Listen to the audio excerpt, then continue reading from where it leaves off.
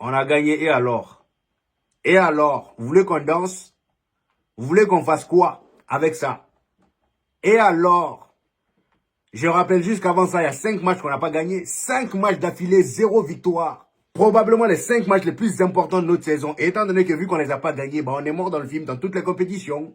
Toutes les compétitions. Voilà. C'est là où vous venez faire les beaux. Hein? Ça fait des skills, des lobes, Kylian. C'est là où vous allez faire les beaux. N'importe quoi. Genre là, on doit se réjouir. Et les supporters qui vont venir me dire le contraire dans les commentaires. Oh, le Real Madrid a bien joué. On a bien joué maintenant quoi?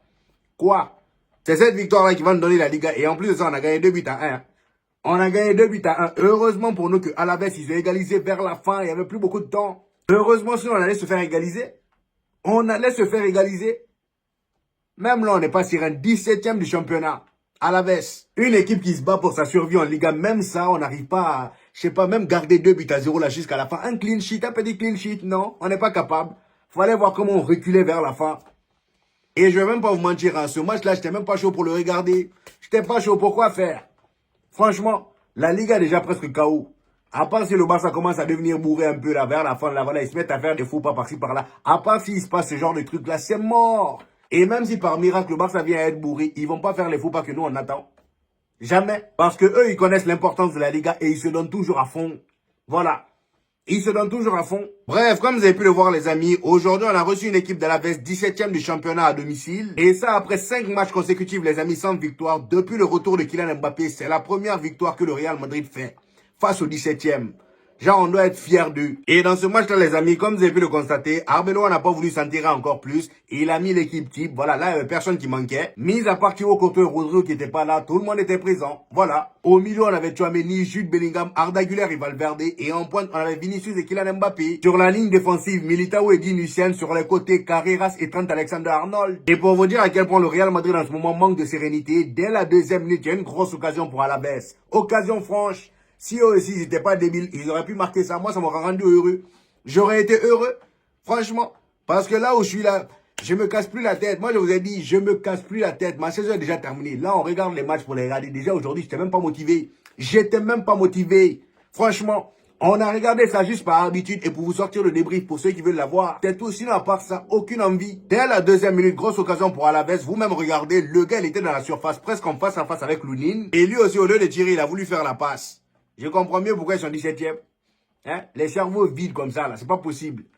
Après ça, on a eu une équipe du Real Madrid qui a pris le contrôle du ballon. On avait la possession du ballon, mais sans trop être dangereux. Et étant donné que Alaves, en défense, ils étaient bien en place. Comme d'habitude, face au bloc bas, on avait du mal à trouver la faille. On était là devant leur surface à jouer à la baballe, mais il n'y avait pas de réelle occasion. Ce qui faisait que Kylian Mbappé, comme à ses habitudes, décrochait pour venir participer au jeu. Tantôt, il était à droite, tantôt à gauche. On avait un Arda Güler qui était libre comme l'air aujourd'hui. Je pense que c'est Arbeloa qui l'a demandé de jouer comme ça. Moi, je m'attendais à ce que ce soit Valverde qui reprenne ce rôle-là. Et étant donné qu'il le portait bien avant son carton rouge, rappelez-vous, City, hein? Valverde était bouillant, mais comme par hasard, il s'est éteint. Pourquoi? Vous-même cherchez la réponse. Pourquoi? Valverde, c'est, on n'entend plus parler. On n'entend plus parler. C'est vrai que la dernière fois, il a marqué, oui, mais est-ce que c'est le même Valverde que, voilà, face à la Manchester? Vous voyez la période Manchester City où il claquait des buts à tout va? Vous vous rappelez? Il avait cette liberté-là, mais depuis le retour de tout le monde. En fait, l'équipe est tellement blindée, mais c'est blindé pour rien. On a trop de joueurs. Et ça fait que ça éteint, voilà, la lumière de certains.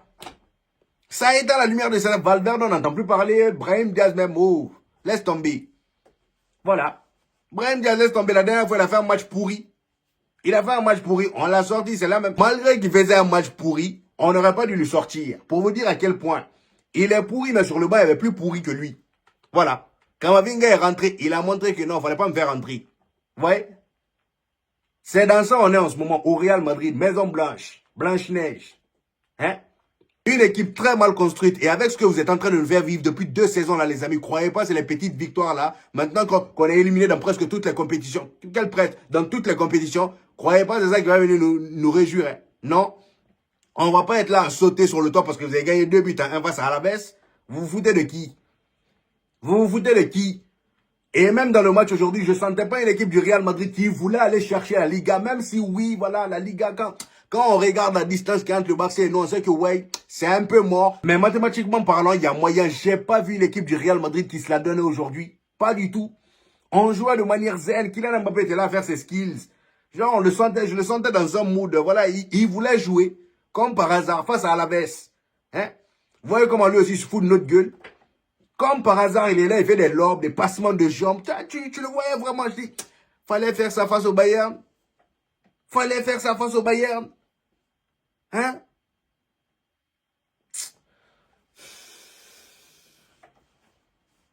Si dans cette équipe-là, on avait vraiment des joueurs soucieux du club, les amis, pour le restant des matchs en Liga, là, ils se seraient donnés à 1000%. À chaque match, on aurait vu un Real Madrid vraiment vénère comme jamais. Comme jamais. Mais aujourd'hui, ça jouait comme si, voilà, il n'y avait aucun souci, voilà. Genre, je vois pas d'inquiétude normale. Tous ceux qui ont regardé le match là peuvent en témoigner dans les commentaires. Est-ce que le Real Madrid qu'on a vu tous à la télé aujourd'hui, ils avaient l'air d'avoir des remords? Non. À part Vinicius qui a marqué, voilà, après il s'est excusé. À part ça, j'ai pas vu, non. J'ai pas vu de remords. Kylian Mbappé était là, tout sourire. Jude Bellingham, voilà, Arda Güler. Ils ont fait un bon match, hein, je dis pas le contraire. Il y en a plusieurs qui ont fait un bon match, mais ça suffit pas dans ce genre de contexte-là. Ça suffit pas. Arda Güler, par exemple, il a fait un bête de match. Il n'y a rien à dire sur son match. Il a été impeccable. Dans son rôle d'électron libre, là, je l'ai trouvé très bon. Il était là au service de l'attaque. Franchement, il n'y a rien à dire. Kylian Mbappé, même dont je parle là, n'a pas fait un mauvais match. Il était disponible pour les autres. Beaucoup en mouvement. Il était très provocateur sur le côté droit. À chaque fois qu'il avait le ballon, il utilisait sa vitesse. Il n'a vraiment pas été mauvais. C'est pas ça mon problème. Mais quand on regarde ce Real Madrid là, il y a un truc qui cloche. Il y a un truc qui cloche. Franchement. Le style de jeu, il est bizarre, surtout en Liga. Je parle pas en Ligue des Champions. En Ligue des Champions, j'ai comme l'impression que voilà, là-bas au moins, ils se réveillent un peu. Mais en Liga, c'est compliqué de les regarder. Très, très compliqué. Tu vois le jeu mou, on a la possession, mais tu sens que voilà, il y a pas, c'est pas huilé, voilà, l'équipe, genre, l'équipe est mal construite. Tu vois des joueurs qui sont pas censés jouer ensemble. Kylian Mbappé et Vinicius, aujourd'hui par exemple, les deux ont été très bons. Vinicius a été bon dans son côté. D'ailleurs, les deux ont marqué. Voilà. Vinicius a été bon. Kylian Mbappé également a été bon. Mais les deux ensemble n'ont pas été bons. Zéro. Rares sont les actions dans le match où on les voyait se chercher. Ça me vient même pas dans la tête. On les voyait jamais se chercher. Ils sont toujours bons, chacun dans leur coin. Voilà. Quand l'autre, par exemple, en deuxième mi-temps, vers la fin, là, il y a Vinicius qui avait une action là, où il a géré tout seul. Et Kylian Mbappé, lui, il voulait le ballon devant la surface. Il le voulait devant la surface. Étant donné que Vinicius ne lui a pas donné, bien évidemment, qu'il s'est mis à râler. Voilà. Alors que lui, depuis le début du match, ce genre d'action-là, il en a fait plusieurs fois. Il en a fait. Et même face au Bayern, on se rappelle de l'action. Voilà, dont tout le monde parle. Quand c'est lui, il dit rien. Mais dès que c'est... Voilà, et c'est même pas le seul. Même Jude Bellingham. Ils sont toujours là à se râler dessus. Vinicius et Jude Bellingham qui s'embrouillent en plein match face au Bayern. C'est ça, vous appelez équipe. Hein? Et c'est quand je vois tout ça, je me dis, mais Florentino Pérez, lui là, on va commencer à limer. C'est juste parce que t'es vieux, mon ami. C'est juste parce que t'es vieux. Hein? Comment ça te réveille un peu? Comment tu veux qu'on continue? Même la saison prochaine, si on continue comme ça, on va se faire allumer dans tous les matchs. Voilà, dans toutes les compétitions. On va se faire allumer dans toutes les compétitions. Moi, je vous le dis, on aura beau changer de coach comme on veut. Parce que là, en ce moment, ça parle de changement de coach. Oh, c'est acté. Arbeloa va quitter le Real Madrid cet été. Parce que voilà, selon la direction, le Real Madrid qui fait saison blanche, ça passe pas. Voilà, ça passe pas. Donc, il faut changer de coach. Parce que c'est le coach le problème d'après eux. Continuez. Continuez. Ce qu'on dit là, vous prenez ça pour... Continuez. Je ne sais pas dans quel genre de télévision eux regardent les matchs du Real Madrid. Mais peut-être qu'on ne voit pas la même chose. On voit pas la même chose.